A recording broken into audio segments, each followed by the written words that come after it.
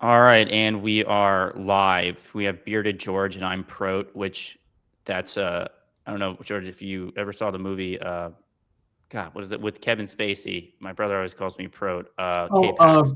yeah, yeah, yeah. That was a K-Pax, fun yeah. movie. Yeah. Yeah. So today we're gonna be talking about a myriad of topics, but one before I tell you what we're gonna talk about, I want to get your reaction. It's gonna be the topic. So I'm gonna share the screen and then I'm gonna play. And I'm going to share a couple things. I just want to get your reaction. I think you know where this is going. Oh, yep. You ready? Do it. By the way, can you hear everything? Mm-hmm. Yeah, audio's coming through. Yep. All right.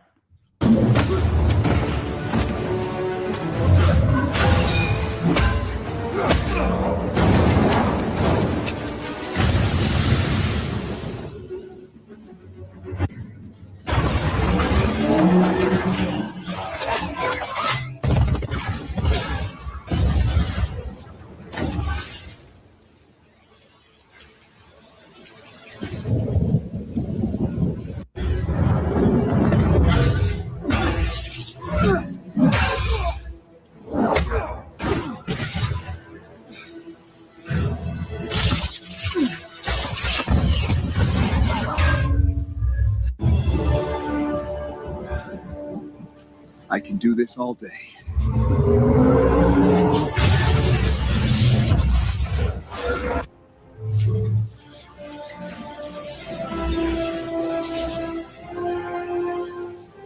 I've got friends too.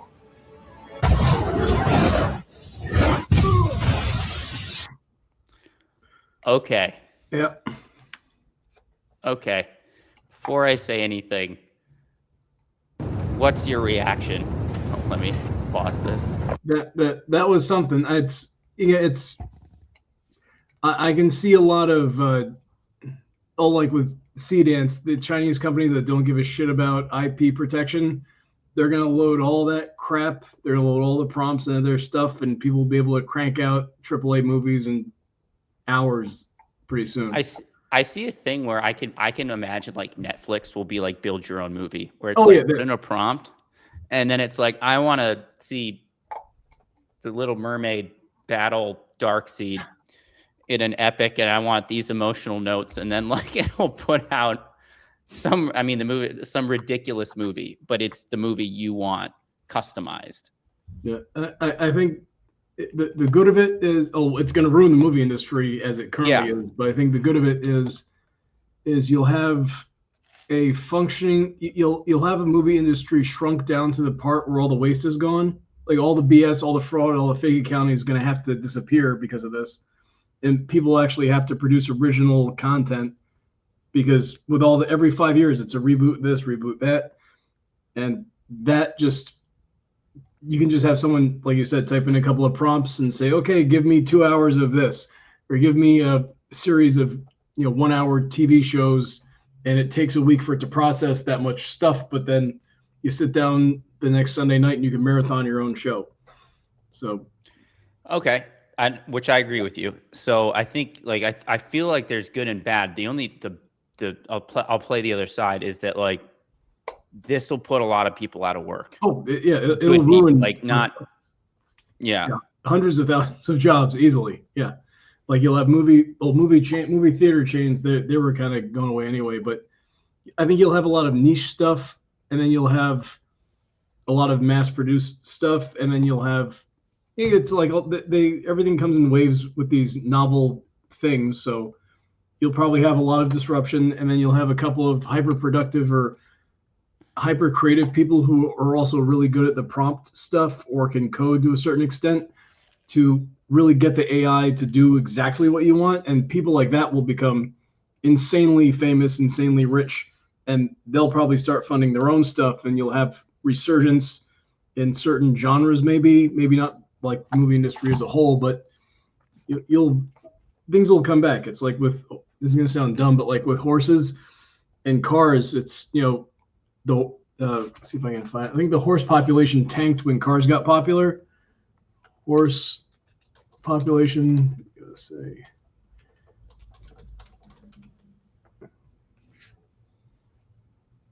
So yeah, so before the car got popular, the U.S. had about 25 million horses. By 1960, it was down to 3 million horses because we used to use horses, yeah, all the time.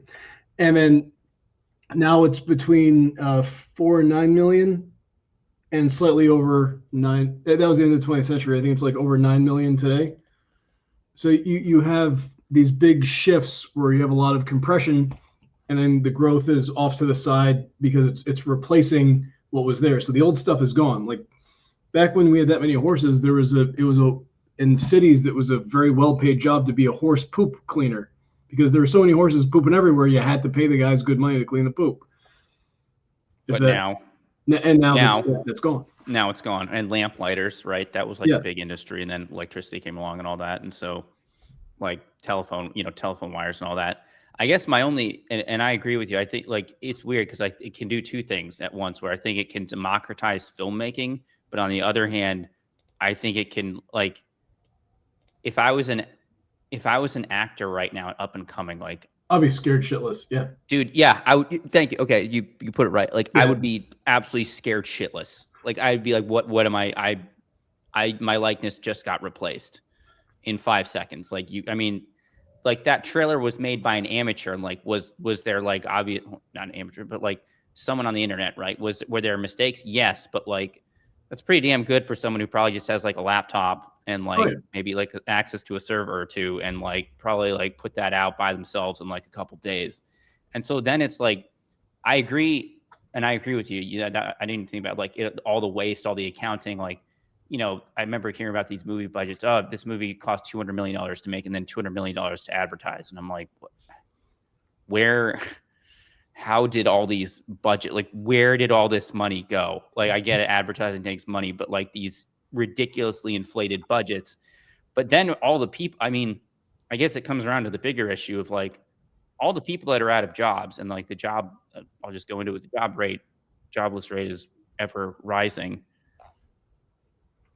We need consumers to, you know, buy crap and to buy the movies and to feed into the culture. So it's like, if you have a whole industry out of jobs, then you have other people out of jobs, who's going to be fanfaring these movies? You know what I'm saying? It's like a snake eating its own tail.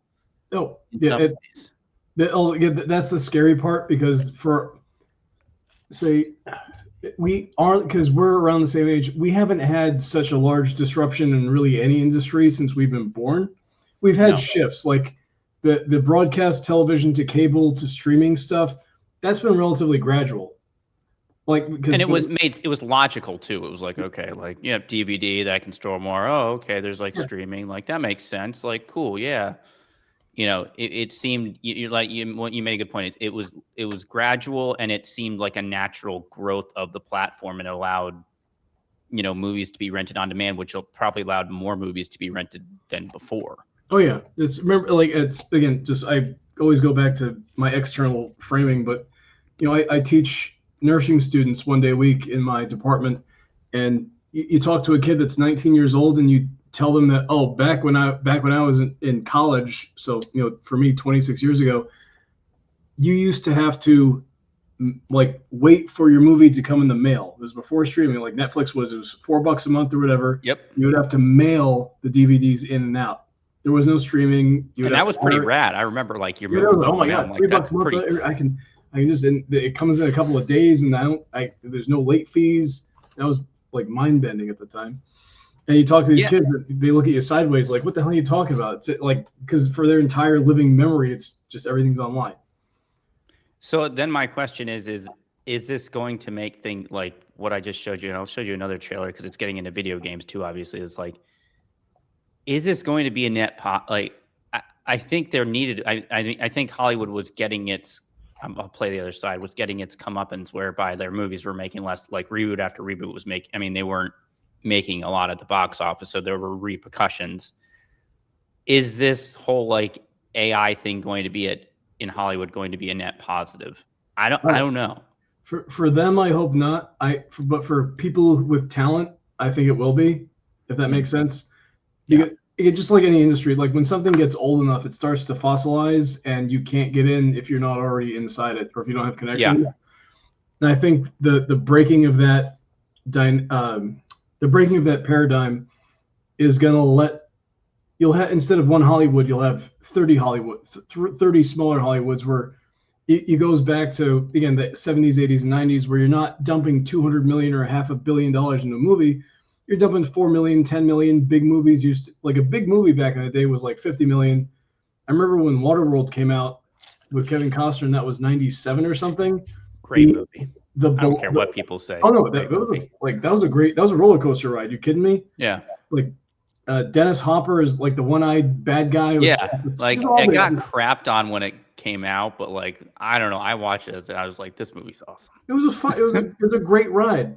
But I remember it got in the news. Besides the reviews blowing it up because it was Kevin Costner, bomb movie, whatever. But the inflated cost of all the overproduction on it got it to like $100 million, and that was like, we've never seen that much in one movie before. Right. And I think getting things back down to a manageable level of realistic numbers and not waste, and not, again, like I'm glad Robert Downey Jr. was able to bounce back in 2008 with Iron Man, and he can command a $70 million plus points salary. But I think having a bunch of medium rich instead of insanely rich people, and medium companies instead of one or two companies, and like the Netflix Warner Brothers buyout, or it's a monopoly. Yeah, it's a ridiculous monopoly. Right. There's no more latitude. You can't go. There's no more other places to go. It's like you have 2 or 3 movie studios, and that's it. And all the local movie chains when I was a kid, they're all gone. It's all AMC the AMC even closed down the street from me. The AMC is gone. Like they just closed down this big one. I'm like, I didn't even realize that movie theater closed down. Like that, it just closed. I told my brother, I was like, dude, the last movie we watched there was last year, was 28 years later. Like I didn't even know, and it's gone. Yep. I think kind of like letting that all kind of crack up and people reassembling their own bits will, in the long term, be well. But there's gonna be a lot of people out of work.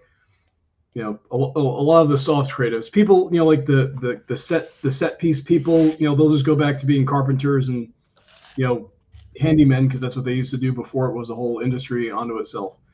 And same thing with like the electrical work, a lot of this like studio set design, but a lot of the soft stuff where the people are just doing nothing and sitting behind a desk all day, that'll go away. And kind of thank God, because we've got enough of that, I think. Now let's watch this one. And again, and then I'll bring up a different aspect of it. And again, this is just something I found, which is, I mean, as a kid, this would have been like my fantasy, but now it's happening. You ready? Mm-hmm.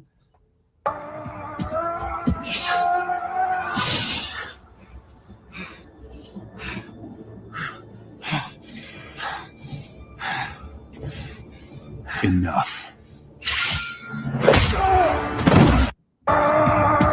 Yeah, no, that's great. That's just like smashing your action figures together. I would have eaten that up as a kid. Now, my question though is like, as an actor though, I'd be pretty pissed. Like they basically like, dude, that looked like Hugh Jackman. No, that was the absolute cop. Yeah, there was no AI modification. That just slapped it on him, and that was it. Right. So then, as an actor, like, how do you even make money anymore? I'm not in the acting industry, thank God. Although at one point I remember I wanted to be an actor. Now I'm like, thank God I did not pursue that. What the hell do you do? I mean, seriously. And my brain goes to the people that want to be there will be there. It goes with my industry being in healthcare. The people that last are the people that want to be there, and it's not because of the money. It's not because I'm going to claw my way up to the C-suite or make $1 trillion or invent some new service line. It's the people that are there because they belong there. So I think with actors, it's a lot of the money's going to go away. You're going to have a lot of people like with dreams that, I guess this is just it's not going to be a thing anymore, because that door is not even closed. The door isn't like they've bricked it up and it's now a wall. So I think you'll see a lot of that. And I think you'll see a lot of people go back to actual acting, like theater acting, like, because I don't know exactly where you grew up, but like where I grew up in Southern New England, there were a lot of small acting troupes. We still had like Shakespeare in the Park in the summertime. Yep, we had that. Yep. Just these little dumb little things but you had to love it participate and to, like, especially pre-internet, find out where it was and buy tickets and go. Like everyone had to actively participate.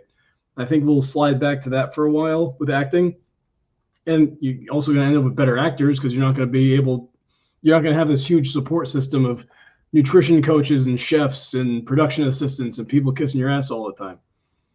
That's a good point. So it'll get rid of the bloat. I just worry about, well, I mean, it's not but the IP aspect of like who the hell owns all this? Because these aren't being struck by YouTube. Oh no, that's gonna be a mess forever. Because it's gonna be impossible to. Because it's gonna be eventually, it's just gonna be the AI lawyers fighting the AI video companies. Like the human element's gonna be completely removed anyway. And humans are just gonna be like watching and being like, well, I prompted my AI to say this, and well, my AI says that, and then back to this, and it's like we're talking to each other through like 3 separation of bots.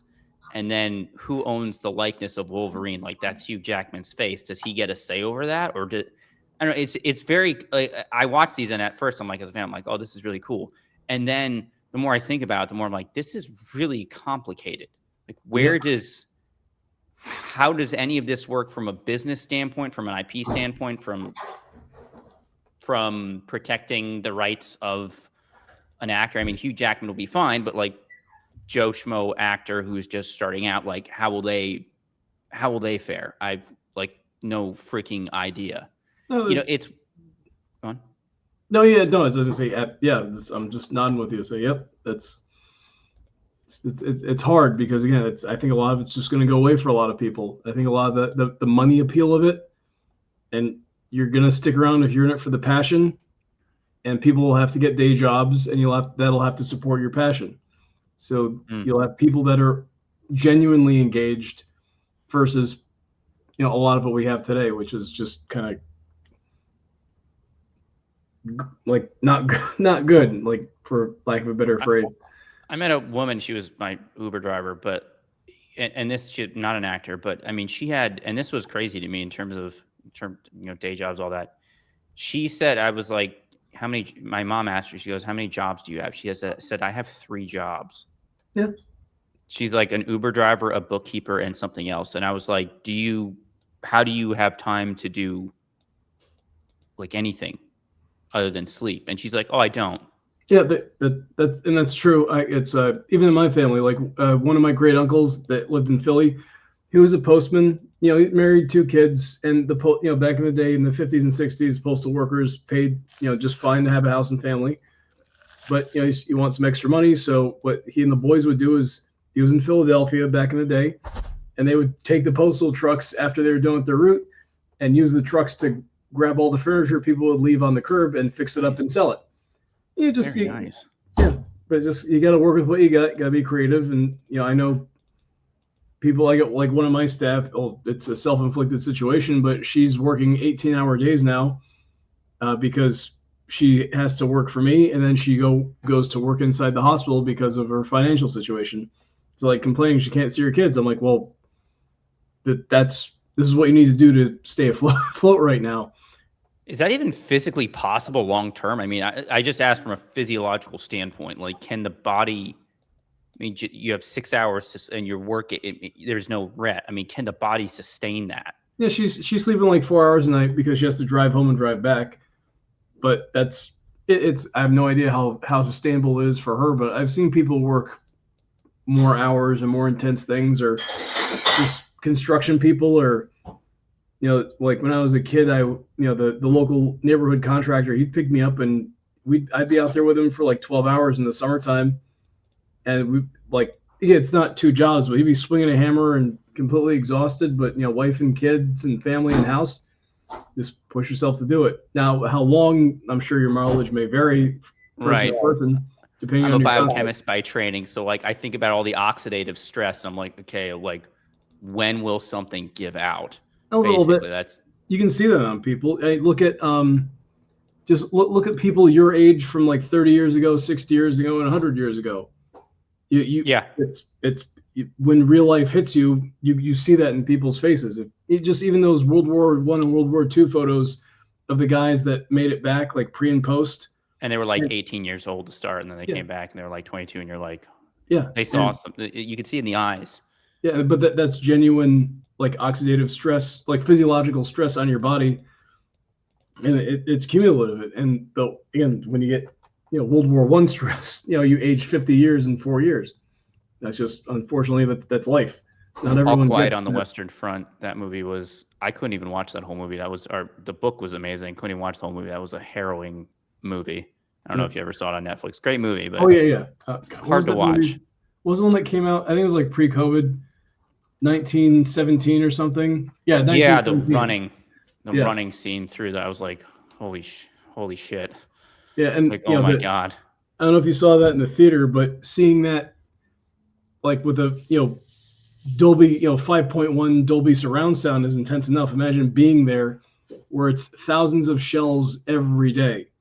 Mines, gunfire, every time you move, you're dead. Every time you don't move, you get swamp foot and you get an infection and you die.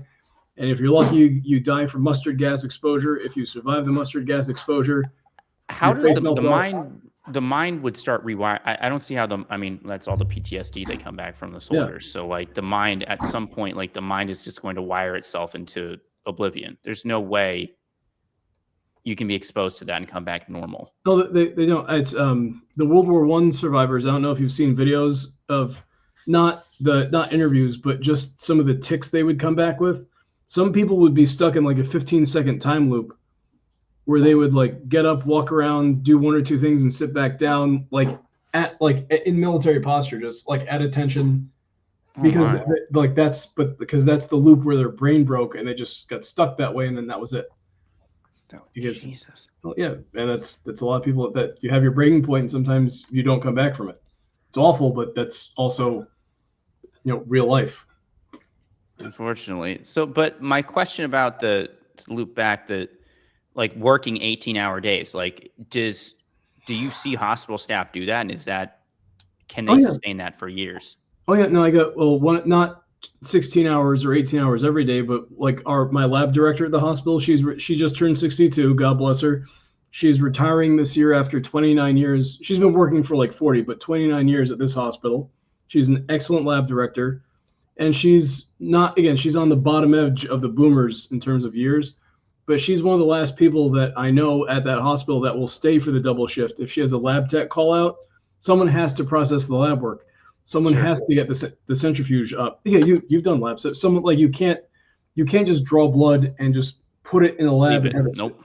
It has to get like a lot of those testing is timely. You can't screw around. And she hits the same wall I do with no one under the age of 40 wants to work anymore.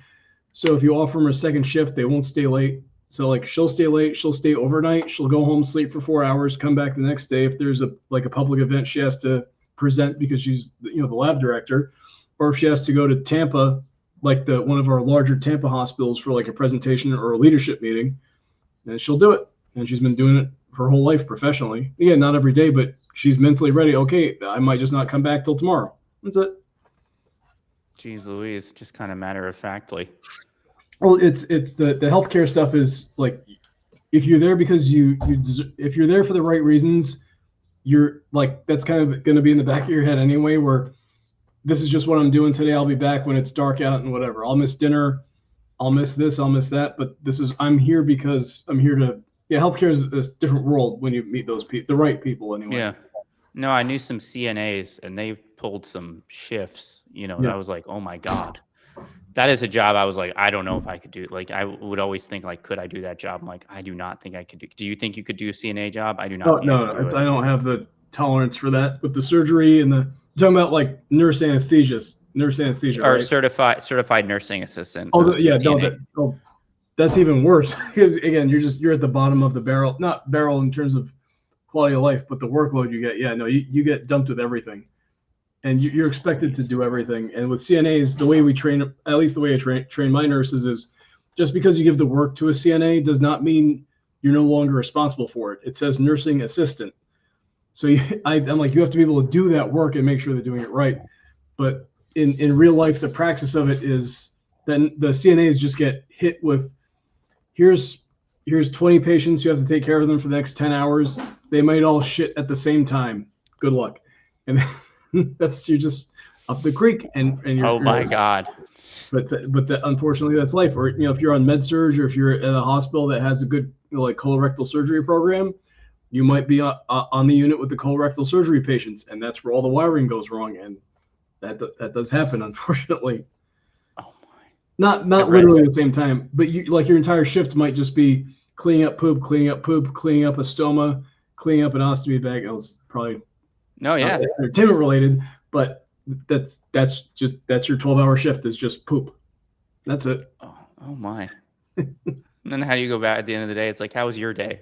Well, pretty shitty. It's just right. When I was at one of my other programs, this was back in 2018. I had a guy in a like handicap mobility scooter. Nice guy. He was done with his care for the day. He leaves the building. He goes to the bathroom, comes out, makes eye contact with me, and just goes, "By the way, I missed. I opened the bathroom, and he did miss. He hit everything but the toilet. Oh, it took a while. And the CNA's got to be in there. Jeez. Unfortunately, I had 3 people out, so it was me doing that day. How was that? How did that mentally scar you?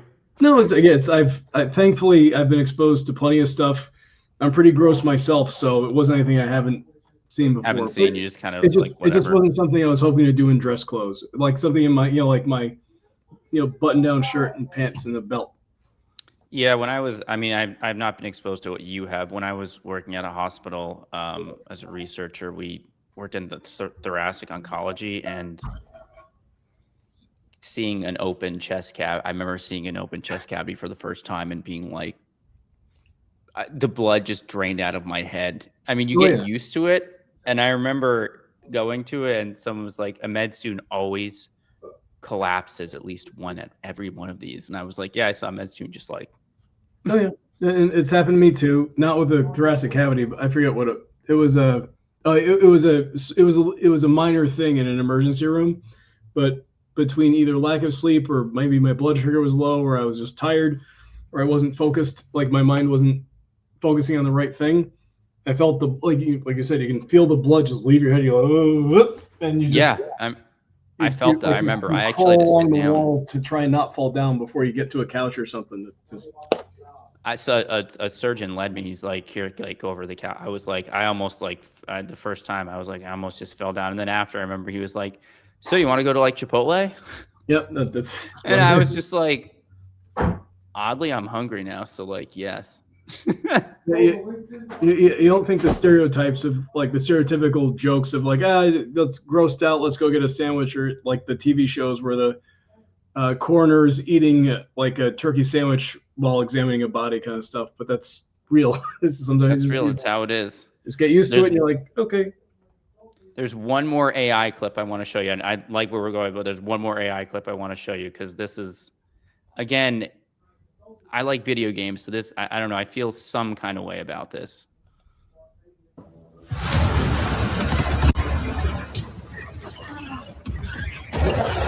This is it. Engage. All right, obviously that was Master Chief and like a Halo AI, whatever. My thing is like, I can totally see how video games AI, you can churn out video games. They're making more money than movies, all that. That being said, and not all, but like, do you think video games have gotten better since all this, or worse? Because maybe it's, I don't even think I'll blame AI, but like, maybe it's just because like, throw graphics on it. Oh, it's great. Okay, whatever. Like, crap out another Call of Duty every single year. And then it's kind of the same thing, like putting new paint on a car. But like, I don't know. Even before I remember like video games seemed iterative, and now I worry that it's just going to, I don't know, could it be like more creative, or could it just be like, all right, let's just remix what we already have even more so? And my brain goes both directions with that, because I'm a huge fan of certain video games, but not like the FIFAs or the Maddens.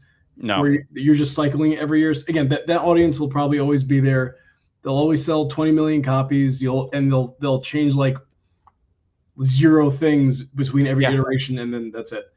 But I think these tools are going to let people who are very passionate and talented circumvent the production costs of like those AAA video games. So you'll get very high-end experiences with minimal financial input with these tools.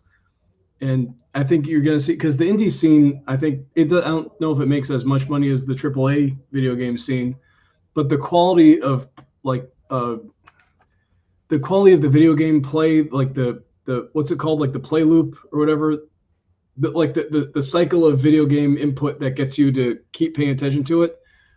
The quality of that with the indie games I've seen the past couple of years is way better. Oh yeah. But the graphic fidelity not always great. They use retro graphics or 16 32-bit graphics to get to add an art style and not directly compete with the AAA super CGI stuff. But if you get the passion and the talent plus the really nice looking AI, if you can get it to do what you want, you'll have some incredibly good product. You'll also have a bunch of it'll be a mess because you'll have a crap load of slop. The AAA companies using it to go cheap on their production, which will reduce their quality. But again, they're the juggernaut. They'll have that inertia for God knows how long, probably another 10 years. But on the bottom end of it, you'll have passionate people who will take the time to make that AI do the thing that we kind of think it can do in our heads, and they'll be the next generation and just knock everybody over, hopefully. Hopefully, yeah. I mean, I admit I was using AI the other day to help me code, and I was like, okay, I could see this is pretty interesting. I saw a guy who used it to make a very old style video game just with prompting, like a point and click narrative video game, based on kind of the Hexen series. And I was like, okay, that's pretty amazing. Okay, wow, because I remember Hexen, that was pretty cool. Good game. Yeah, great fucking game. That being said, Halo, I don't know. What did you think about Halo? I know it's an old game, but Halo Infinite, that was it fell on its face because they tried to over monetize it. With skins that didn't really do much, and I was hyped for it. I wasn't a huge hit. I loved Halo when it came out because that was the next step in first person shooters, and the controls were tight. It was a fun story, and just everyone. We still talk about that set piece at the end of the first Halo where you're getting in the Jeep, you're shooting everything, you're blowing everything up. It's great, and they broke so much ground with that. Playing Blood Gulch multiplayer. Oh god, yeah, or just even the dumb stuff like Red versus Blue, Blue, that dumb idiotic show the first couple of seasons when it was on Rooster Teeth before YouTube really blew up into what it is today. Where you can tell it's just a couple of guys faking voices with a microphone and using a fifth player as the camera, but just dumb. But so I have hopes because I love that kind of stuff. And if they can do the next step, not necessarily with Halo, but if you can do that, if you can make the next Halo with the AI stuff, it might blow everyone's mind all at once. I liked the Halo Infinite, the at least how smooth it was, sliding, all that. The multiplayer, it was very buttery smooth, the controls and all that. I just felt it was lacking. I don't know what I can put my. I mean, the monetization was pain in the ass. I guess the maps were. I don't know. I don't know if I can put my finger on it. It just felt there wasn't magic. I don't know. What do you think? But that's where you're right. I think that's the sine qua non of it. It's the thing that made Halo what it is was not in Halo Infinite. But I can't remember exactly what synec. I think it's a French word for synecdoche. Wait, is it? I can't remember. Part of something synecdoche is a figure of speech where a part of something represents its whole or the whole represents a part. Use to create a vivid imagery to add emphasis or can increase brevity. So I think Halo Infinite was missing that, the essential essence of what made Halo was missing from Infinite because they focused on the monetization instead of the quality of the gameplay and the quality of the quality of the product they were giving you. If you want to monetize the skins, I don't care, but that they clearly didn't focus on the gameplay. They didn't focus on the maps, especially with Halo players, because of all the crazy map stuff everyone would do back in the day, especially with Halo 2 and the first time you had Xbox Live play. Yeah. People would you knew every pixel of every map, and you can tell the devs didn't do the work on this one. If that, so like they go, oh, okay, this map is approximately what we want. Stamp it, call it done, move on to the next thing. And by the way, let's put 50 different whatevers in here to try and make money out of it, so we can have it act as like a live service thing, or try and generate service. They said they were like, Halo is now an experience, and I was like, no, you Star Wars Battlefronted this. Don't do what they did. I swear to God. And that's kind of what they did. They were like the McDonald's guy calling the hamburger a product on that video. Like, yeah, like it's like, Pete, you said the wrong thing because you were thinking the wrong thing when you did it. That's why. Right. They're like, Halo is now an evolving experience. I'm like, I don't know if I like what you're saying there. Yeah. All right. Now I'm going to switch gears completely. And this used to be conspiracy theory territory, but even the government's getting into it. So it's no longer conspiracy theory. So hold on. And I didn't even want to discuss this, but my brothers are so into all this stuff where I'm like, fine, God. All right, you ready? I mean, yeah, that's unfortunate. Yeah. Okay, and I have no dog in this fight. Like I'm at a point where I'm just like, it's an ever expanding universe. I'm sure there's something out there. Like just show. Like I'm sick of. I'm just like, let's just show them to me at this point. Like where I'm just so sick of hearing. Like I see all these podcasts. Like I got access to these documents, and then the documents turn out to be real, and they are hiding something or whatever. I'm just like, okay, I get it. They're probably real. Like let's just show it to me. I mean, even the government's getting in on it. Like, what do you think? Oh, it's. I know I'm going to jinx it by saying this, but like my entire life, every conspiracy theory having been proven correct was literally just a matter of time. Yeah. So I don't even with like, I mean, Obama made a that podcast. And then Trump was like, yeah, we're going to have like there might be something. And then I'm like, yeah, can we just get this over with? Just show me the big-eyed Martian, like with the spaceship. It's like a movie that they're like, it's coming out. And it's like, I think we all can agree there's probably something. It's weird because like 10 years ago, I think my reaction would have been like, oh my God, this is paradigm shifting. And it is paradigm shifting if they show me a green or gray Martian fellow wandering around or some spaceship. But I feel like I'm so over all the headlines and so overhearing about that I just want to see it and be like, okay, great, life exists on other planets, like moving on. What do you think? Yeah, it's just it's more or less the same. It's like it's at some point if you're gonna at some point the guy yelling I'm gonna jump at the top of the building, you either have to jump or get off or walk away from the edge and go back down the stairs. Because it's just for the people who like legitimately think aliens are real, like without any consideration at all. They're going to go insane, and everyone else is just going to get bored of it. And maybe they want us to be bored so they can just introduce us to aliens, but we're all over it, and it's just not a thing. I'll be honest, like if they showed me like right now, if the headline came out like, this is what an alien looks like, I'd be like, wow, I'd want to know more. But I'd admit I'd be like surprised but not shocked, almost like, Yeah. Like, of course, yep, aliens existed. Like we all knew this was coming. The U.S. government's even has aliens.gov now. Former government officials have been coming out on every podcast like that I can. It seems like everywhere, like former government or current government officials are like, yeah, there's some weird documents that I saw, and I'm just like, okay, so just show me the green Martian, show me the flying saucer, and then let's get on with it. In my brain, I just keep going to, all right, a lot of this crap is just them hiding tech because they want to stay 50 years ahead of everyone. Sure. So they fluff us with the UFO stuff. So everyone's looking for the extraterrestrial line of wherever these things are from instead of just looking at your closest military base for experimental jet tech or directionless vernier thrusters or like gasless vernier thrusters for like, what do you call it when they can like pivot midair without having to change direction? Oh, I know what you're talking about. I don't remember that. Yeah.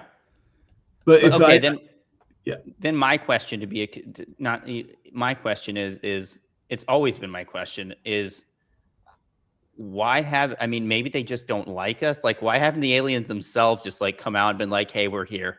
That's always been my question to I mean, okay, it's a hypothetical spaceship crashes. The government comes and takes away all the parts for, okay, but like, that's not the only spacecraft. Like, no alien ever was like, hey, I want to come down and say hi.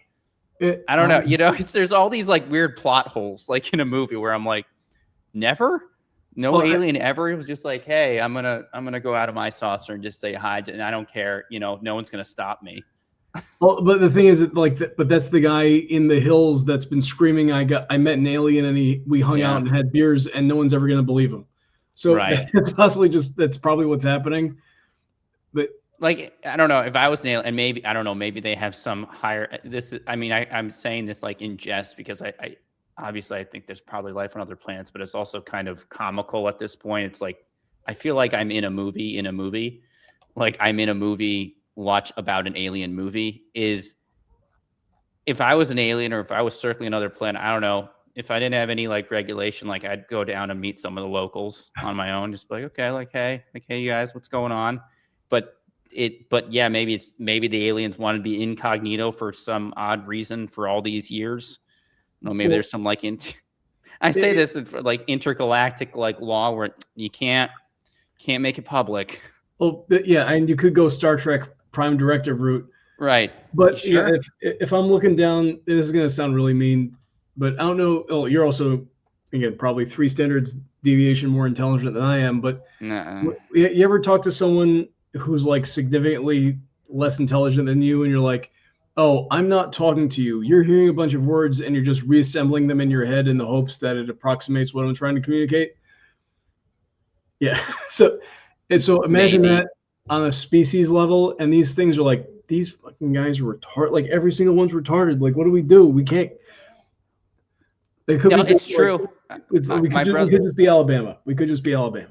My brother, he was like, yeah, I mean, if I looked at Earth, would I want to come down and say hi to everyone? I'm like, that's a good point. I may like observe like it's a fish tank and be like, okay, yeah, I don't know. I'm just gonna like watch, see how this goes, and then come down if and when I feel like it. But like, let's take a wait and see approach here, because man, these Earth, like, I mean, I'm a human. I'm not a nihilist or anything, but I'm a human, and even I look at humanity sometimes. I'm just like, okay, wow. Absolutely, I've got some wild stuff, and yeah, if I'm from another planet and I'm here in the 40s and I see, it's like, okay, wars, and you go, oh look, these guys in New York and Nevada figured out how to harness the sun. That maybe we'll see them in a couple of years, and then you look back 5 seconds later, oh, they're throwing the sun at each other, like throwing the sun at each other. It's like what's with these, and the aliens are probably like, what's with these Homo sapiens, man? Why they discover everything and they just turn it into a weapon? Like what is going on here? So we could just be that much of an aberrance where it's like that's a safety thing where it's like we can't invite them anywhere. It's like that guy that's just gonna in your friends group that's just gonna get drunk and like pee in the kitchen sink, and you just can't bring him to anyone's house once people start getting married. It's like we can't. I think everyone knows a guy like that, but I actually literally know a guy that has done that. I don't know if he does it anymore. I hope not, but like has done that or peed in his own closet. Yeah. Like, and I remember being like, that's your closet, but 2 sheets to the wind, and you just kind of like let it happen. I'm like, okay, I'm just going to walk out of the room at this point. Like we all have our moments of weakness, but yeah, it's like that guy, he has moments. Yeah, like I've had my moments. I have reputations in certain social circles where it's like, oh, we can't bring George to X because he'll do it again, and that statement is true. So I don't participate in those things, and then it's fine. I'm pretty, I admit, I never did the whole, like, I've been to a club before, but I've never, I don't know, I was always uncomfortable in like going out to that level. Like I would do it, but I was never good at it. Oh no, I'm not. I'm not talking about. No, he sucked at that. I'm not talking about clubs. I'm talking about like just going to someone's house and relaxing, and just like a New Year's party at someone's house. And there was one year,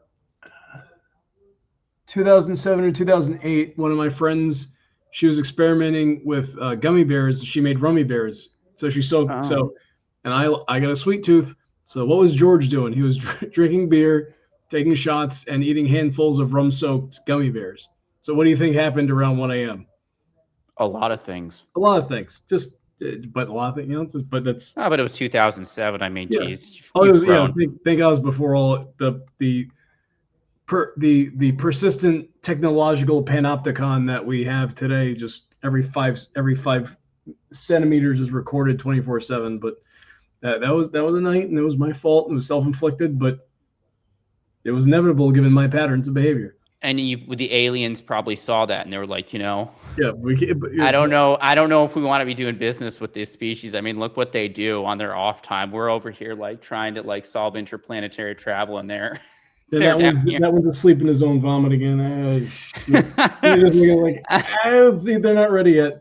It's like maybe in terms of like the age of the species, but they're missing a piece or two, and they're just come back later.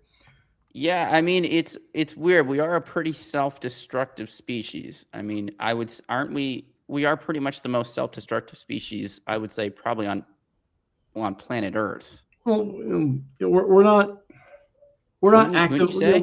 We're passively cannibalistic. We're not actively. We're opportunistically cannibalistic, depending on where you are and what time of history you're looking at. And we don't actively eat our young anymore, so that's a good thing. That's progress. Because I guarantee that probably happened at some point. I mean, I think there's proof, not our own yet, but when there's Homo sapiens sapien. I love evolutionary biology. I did some work in it, but there is evidence of us actually Homo sapiens sapien, which is what we are. I don't know why there's a second sapien. I have to go back to zoology for that. But I think it was we went from Cro-Magnon to modern human. I think that's the distinction for the epoch, not necessarily the speciation. But I think there's evidence of us cannibalizing Neanderthals. Oh yeah, well, almost certainly. Oh, we competed with them. Yeah, so we competed, but I was like, okay, competition, but like we ate them. It's like, we also have what's the planetary average? 2.5% Neanderthal DNA in the average human, with as much as 5% in some areas. So, and then when they look at the DNA distribution, it's basically by rape, because the men were so physically robust that modern humans, no matter how strong you are, like the average Neanderthal was probably like a Brock Lesnar. Like when you look at, I like the evolutionary biology. I had a really good anthro teacher in college too, and she would show us pictures of like Neanderthal bones side by side with cavemen. They were, I mean, these guys were absolutely like their bones were like, yeah, just like literal, like the rib cages were huge. The spaces between the ribs were smaller. I don't know why, but harder to stab at a minimum. Sure. But like everything was rigid, everything was huge. Like their skulls thicker, like all their joints more robust. The women, like the Neanderthal women, were larger than, like more robust and muscular and bone dense than human males. So you like physically couldn't compete. We competed because one of the reasons we won, besides the hyper specialization, because they were made for cold weather environments in Europe and North Asia mostly, was that they couldn't talk and we could talk. That was one of the very few reasons why we could get them, was because their foramen magnum is just a hair off, and they could not vocalize as well as humans. So their language, if they had one, was a lot more basic. Ours became, the longer we survived in groups, those languages become more sophisticated. You can coordinate better and kill them in groups. Yeah, right. We were right, and I had read right. We were able to coordinate attacks better. We were able to have different teams so that we could go in and overwhelm them through better communication and tactics. But all because of the hole in your head, and that's it. Like the hole that your spine connects to your brain. If it's completely flat, you can vocalize. If it's off, you can't. That's why gorillas can't talk too. That's incredible. I didn't even know that. That's why now it's like, could you gene edit a gorilla that could talk? The answer is absolutely you could. Now, because so I've done enough like CRISPR-Cas9, like gene editing, all that and stuff. And so I'm like, and now you said it's just this. I'm like, yeah, you could probably gene edit that into a gorilla. which then obviously ethics aside, that would be unbelievable. But like, I mean, orangutans already are pretty, in some countries, they're actually considered to have human rights, if I'm not mistaken. Oh, I would believe it. They seem pretty cool from all the videos I've ever seen. They're relatively civilized for apes. Like, they're nice. They're not like the macaques that will rush and like eat, like rip other animals apart. They'll just kind of hang out. No, they do just kind of hang out. Now, I don't know. This is based evolution, so I don't know if they are meat eaters by default. That's my only. If they, I think they're mostly vegetarian from what I've researched. But yeah, the macaques. Yeah, they're pretty wild. Yeah, you're like, oof. But again, they're animals. Like we transpose those human characteristics on them because they kind of look like us, but we always forget that they're still animals. Okay, so with all that, do you think aliens are just not coming down just because we're too violent? I mean, I could totally see that. But from a risk perspective, I would say, yeah, where it's like you're looking at it, it's like, I don't know which ones are cool or not. For every guy that's going to sit down and ask you questions, you're going to have 20 people with pitchforks and knives and guns. It's probably not worth the risk. And if you're good enough for if you're good for interstellar travel, you probably have good enough scanning equipment in your spaceship to get most of the data you need without getting out. So that's a good point. All right. With that, there's one more thing I wanted to talk about, which was because I still think I think this is important because obviously it's how our species survives. And I don't think we're doing such a good job of that, but one second. All right. This seems to be the only way that people meet, but AI dating apps. So Tinder, yes. Tinder plans to let AI scan your camera roll. I don't know why. I don't know why. I didn't even think people use Tinder anymore, but basically, and I'm not paying for this article. Tinder plans to let machine vision algorithms loose on your camera roll instead of building a profile on their own. AI will scan users' locally stored photos, everything, your gym cell, please, blah, blah, to help construct profiles by determining what users' interests and values are. Dating apps are the go-to way for people to connect romantically in the modern dating world. Just talk to someone. I think this makes it worse. I think this actually makes dating apps even worse. Oh yeah. Like I don't think because dating apps, obviously we talked about this. They've been losing market share year over year, especially, I mean, burnout, but like everyone was optimizing their profile already. Now it's AI optimization. I mean, you might as well I might as well just go to Google Images, find the most handsome fellow I can find, upload those to my camera roll, and then have Tinder just make you know what I'm saying? It's to a point of parody, in my opinion. I understand that all the CEOs want to make everything AI, but this just go outside and talk to someone. Please just fucking talk to somebody. I feel like now, when dating apps first started, talking to someone, like, I remember people were like, you don't talk to anyone anymore. It was like considered creepy. But now I think there's been such a malaise, I think that's the word, and such a pushback where I think talking to people has come back. I think people very much want to talk to people.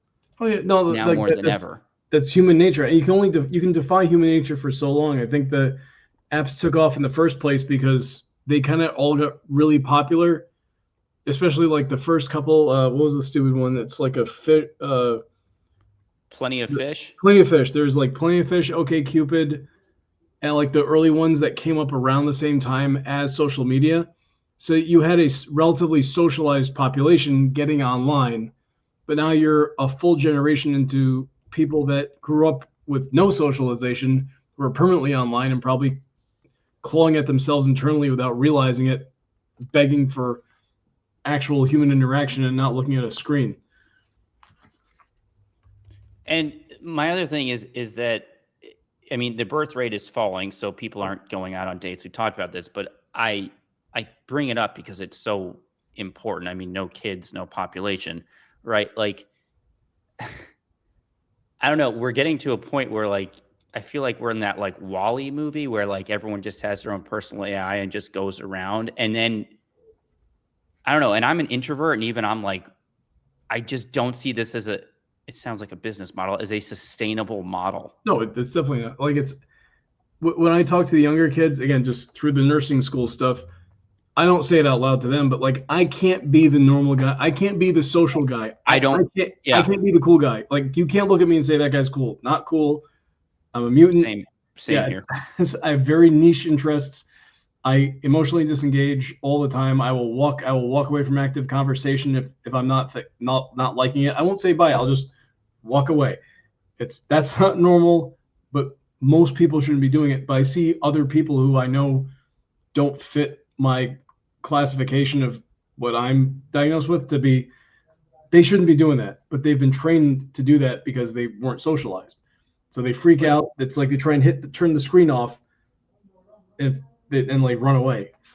No, it's interesting you say that, because like I remember I said this in some way, shape, or form to someone years ago, where I was like, I'm not normal. I don't want everyone else to be like me. Like, what my model is not sustainable. Yeah. Like, it should be off the bell curve, and I don't want it to be in the middle of the bell curve. Where someone's like, yeah, you're so unique. This is cool. I wish other people could be. And I said, no. I don't want other people to be like me. Not because then I'll be, because I don't think it's a sustainable model for the majority of the population to be like me. No, absolutely. I don't think it's healthy. I think I'm like, no, people need to be normal. There needs to be normal social interaction. I'm an introvert. That's fine. And other people are introverts, but I don't want other people being to the level that I am, if that makes sense. No, yeah. Because society can't function like that. And also, I don't want everyone to be like me, because I'm like,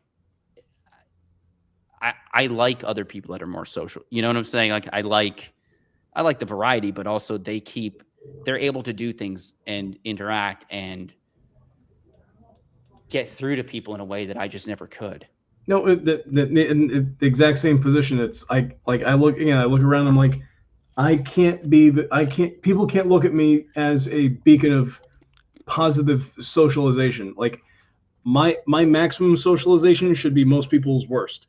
It's like, when I go somewhere, if I'm out somewhere and I'm good for like 20, 30 minutes sometimes, that's all you get out of me for the night, before my brain says, fuck this, we're out, I'm done, we're going to go play Slay the Spire. And, the burnout, the social, where you're just like, okay, I'm done. Yeah.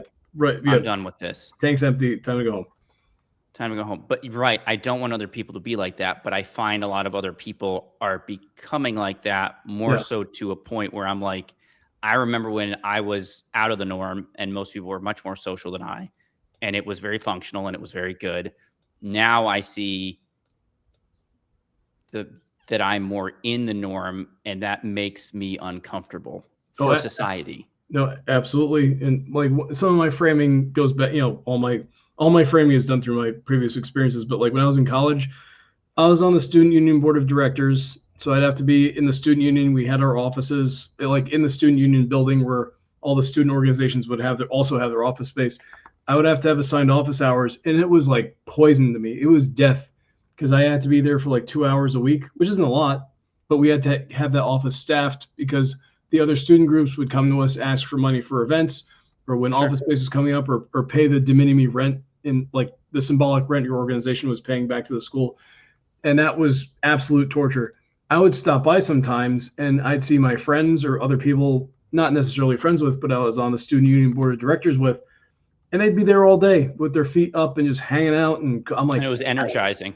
Yeah, for that. And I'm like, for me, it's like, I'm lucky. Like, if I can make it, and I was like just like lightning out the door, and these people are just feet up, hanging out, totally cool. And my brain's like, hey, that's where I kind of saw where my behavior patterns were starting to widely diverge from the average person. Because I was 18. You, in your high school, I went to class, did my after school activities, so it was socialization by force, because that was school. But in college, so much is optional. And I saw what people were choosing to do. And I'm like, I'm not choosing any of that stuff. Like, I'm going over here, I'm looking at this, I'm looking at war game, like I'm at the games workshop looking at the Warhammer games, or by my junior year I was in doing research in the biology lab, and just away from people. Yeah, that was I was doing a lot of research in the biology. Instead of going to football games, I was in the biology lab doing research. Like, I would stop by for the tailgate for a little bit, get my social fill, and then I would be in the lab. Yep. And then everyone would be like, "You didn't go to the game?" I'm like, nope. Yeah, and I was totally fine with that. I was like, totally fine. I got my fill. I'm now going to the lab. How do you balance that in your job? I mean, because you have to be on a lot. For me, and again, I'm the senior director for what I do in my company, and I train the other directors. I tell them like it doesn't matter if you're social, you have to treat this job like you're Ewan McGregor in the Moulin Rouge movie, like you're the host of the show. You're not here to socialize. You can give the appearance of socialization. You can put on the top hat and the coattails and the waving stick, but your job is to act as host and MC. Because my position is not clinical, it's administrative, but I have to know how to do everyone else's job to a certain extent. So when I'm there, I'm not there for fun. I'm there for work, but I make it look like fun to everyone else. Sure. So like it's not face. It's not putting on a face for the sake of masking. It's face because I'm a professional. I'm here to do this, and the scope of my job requires me to be presentable. I have to make eye contact, as painful as that may be, with some of the people I have to look at or work across from, because they're intolerable human beings. Not all of them, but not the kind of person I'm talking about. I do. I in order for me to get something, I have to go through you. I'm gonna put on my Sunday smile and my dress shoes. But the rest of it is you're here to, like in healthcare specifically, you're here to serve. So I will maximize my performance in any dimension to maximize how I can serve people. It's fair. It's a not a performance, but it's like it's a different kind of persona almost. Yeah. And it just gets the job done. And then at the end of the day, you take that off, and then you just go home. Oh yeah, no, I whip that off. I leave that in the office, and like I don't go home and like slouch, but I don't go out and then act like that out in public. It's like at work, I'm technically in public, but when I'm at work, I'm at work. I have to have a certain face. I have to present a certain way, because the public, the patients, my doctors, my staff have a certain expectation that a director will act like X. Or just like with patients and the doctor, like I have to help train doctors because they don't always act as professional as they should. And that doesn't mean the black and white of it. It's the soft skills. It's what is the patient's picture of a doctor in their head, and are you meeting that expectation? It doesn't matter if you want to, but if you want to get that buy-in from a patient, you have to meet their expectations in what they think you are, if that makes interesting. Yeah, no, that makes complete sense. Coming from like a biochemist science background, that it makes a lot of sense. The more I had to interface with like CROs, or the more I had to interface with CRA, like clinical research associates, the more I kind of had to understand that. And the closer you got to patients, the more it was like they have a certain image, not image, but they needed to meet that. And if it's from the TV, so be it. But again, especially in the direct patient contact, they're not going to listen to you if they don't think you are what you're telling them you are. Speaking of which, and just because unfortunately he recently died, may rest in peace, Eric Dane. Now I've only seen one episode of my life. What is your opinion of the show Grey's Anatomy? Completely unrealistic. I tried to watch it because it was super popular back in the day. Yeah, but I remember. It was all everyone would talk about. I'm like, this is fucking painful. The best medical show is Scrubs. It will always be Scrubs, not the 9th season on ABC. That doesn't count. Seasons 1 through 8, and I'm yet to watch the new ones, but I've heard it's very good. But Scrubs is why Scrubs? What made Scrubs? I forget the guy's name, but the showrunner, he had an actual medical background, and the show was filmed in an old abandoned hospital that they dressed up for the show. But they also, besides the medical accuracy, which I appreciated to an extent, even before I had the experience I have now, because you can look at it and the medical stuff on the show is relatively accurate. It's not this crazy dumb stuff. It's the guy that ran the show that coordinated how the characters are supposed to interact with each other, not from a script, but like from a dynamic standpoint. He worked in that field. He lived in that world. So it was genuine because it was pulled from his lived experience. Being in it for, I think it was like 20 something years, he was in the medical field. So, and they brought him back for the new Scrubs too. Then that's why it's getting such good reviews. It's his vision of what that should be. So it's not. That's interesting because I always, it's interesting from an outsider standpoint. I always looked at Scrubs was like, oh, it's just a medical, not just, but a medical comedy. I didn't realize it was. But some of the clips I saw, I was like, okay, there's comedy, but this is a pretty deep show. And it's going to sound goofy, maybe because I'm married to the field, but that's also what medicine kind of is, not with patients, but in the day-to-day, in the interactions. You have to bring a certain amount of levity to it because you do get hit with heavy stuff a lot. Like this year, I've lost in the past 12 months, because it's March, I've lost like 3 really good patients through no fault of their own. Like people that my team had been treating for a decade or more with certain chronic health issues, they're just gone. Sure. And these people were known to my staff. Like one of my nurses, she met her through the hospital, and over the years they became close because this lady was about her age, was paralyzed from an accident, had a young daughter, so they connected very emotionally on that. And when we found out that patient died, like she was down for, not crying, but like you was visibly down for weeks because of that. And it's someone you see maybe once a month because it's a chronic patient. But she had that established relationship, and whenever, just like in the TV show, whenever they saw each other, they were giggling, laughing, making jokes. And then when that patient died, it just hit her really hard because we put in all that work.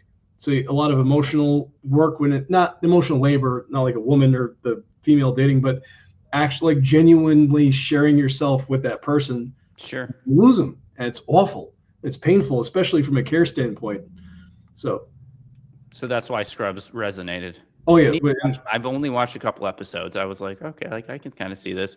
The only reason, but it's fun. The only reason I remember Grace is because every girl was obsessed with Grey's Anatomy. But that's because they put himbos in the male roles. That they just put, okay, let's put a naked guy and then have more scrubs occasionally, and get a guy with good hair, and then let's put a twink in there and a couple of this and that and the other. And then the girls will love it, and they love it because it's just they did. And I remember saying, I remember seeing it and hearing about it, and going and asking a woman, I'm like, when on the show did these doctors do the doctor work? Because it seems like 90% of the show was just affairs and flings and talking about your emotions, and like, when does the doctor stuff happen? She's like, that's not the point. I'm like, but it's a doctor's show, so why not? Like, who cares? Don't make it about doctors then. I don't get it. But again, this is the dumb male in me coming out, where I'm like, this is not logical. Yeah, this it's why you hit rock with other rock, you hit rock with stick. It doesn't make sense. I think also with Scrubs, specifically with Scrubs versus other genuine medical shows that then there's been a bunch over the years, but I don't remember when I heard it, but I think it was like years and years ago after the show ended. But I guess during the show, the 2 main characters, the JD and Turk guys, like they're actual like real life best friends because of the show. So that's awesome. Probably brought a lot of positive energy to it as the years went on as well, because their relationship grew as the show kept going. That's fantastic. And I only bring up Grace because unfortunately Eric Dane did, and I say it just because we're talking about medical stuff, die of ALS. ALS, that's it. Yeah. And he went down very quickly. I mean, it was like he had it. He was semi-functional in an interview I remember saw him, and then within 9 to 12 months, I mean, he was gone. Yeah, I saw that goodbye video to his kids. It was painful. Yeah, I did see that. That was very, very painful. God, we can't end this on a somber note. Okay, what's something funny we can talk about before we end this? I don't know. Again, not dragging in politics for the sake of politics, but did you see Donald Trump and the Japanese Prime Minister yesterday? No. What happened? It's only a 30-second clip. I don't know if you can find it real quick, but they're in the Oval Office. They have the press asking questions, and one of the Japanese reporters asks in English, goes, "Mr. President, why didn't you tell Japan, your closest ally, about your attack on Iran?" He's like, "We needed it to be a surprise. Japan, you're the best of surprises. You didn't tell me about Pearl Harbor." Why didn't you tell me about Pearl Harbor? And the lady. I just Googled it. Sorry. Because you in some of the clips, people have zoomed in on the Japanese Prime Minister's face as he says Pearl Harbor, and her eyes don't go like cartoon wide, but you can tell she genuinely has to like stop herself for a second from reacting. She's like, "Ooh, he said the thing." Like in half the room laughing. Why didn't you tell me about Pearl Harbor? That's just, it put a smile, like a cheek to cheek smile. Like it can't get enough of that clip. It's almost like that. Remember that claymation show, Celebrity Deathmatch? Oh God! It's like, what did they like? They said what? Where you're like, oh my God! It's like politics aside, it's just like, Oh my God, they just said that. Yeah, this is we landed in the unfortunately not the best timeline. We're in the funny timeline. We are in the funny timeline because no other president would ever say that. Like no one else in the history of politics would say that. He did though. I'll be honest. I mean, that wouldn't maybe just because I wouldn't have even thought of that as like it wouldn't even have entered my mind. Not because I'm such a moralistic, but I wouldn't have been like, yeah, World War II. Why don't you tell me about like where did that come from? I don't know. I just reading the headline caught me off guard. Where I'm like, whoa, oh, okay, all right, fair enough. That's actually really funny and really just trying to process that. Yeah. It's now I'm gonna have to. This is also before we end. This is also why like. I admit I don't watch the news very much just because like half the time I'm like, it's almost overwhelming. Oh yeah. It's not where like my sister, she tweaks out all the shit. I'm like, just turn it off then. Don't look. Like it's just white noise. Yeah. Like I have no genuine interest in it. I like to know what's going on because generally speaking. I'm a nosy person, so I need to know things for no reason other than I'll just keep looking. But I don't care about it. But yesterday's thing I was dying. Like I have a patient, he's super anti-Trump. I'm like, hey, sir, I just need 30 seconds. I'm like, can you just give me 30 seconds? And even he laughed at it. So yeah, it is politics aside, it is funny in a very dark humor sort of way. Terrible, like genuinely terrible, but just genuinely terrible. I admit that. Man does not care. All right. Well, this has been great. Another recording. Appreciate your time. We'll do this more regularly. I've just been busy as you had been busy. And so, yeah, this has been awesome. So we will end it here for now. All right. Take it easy.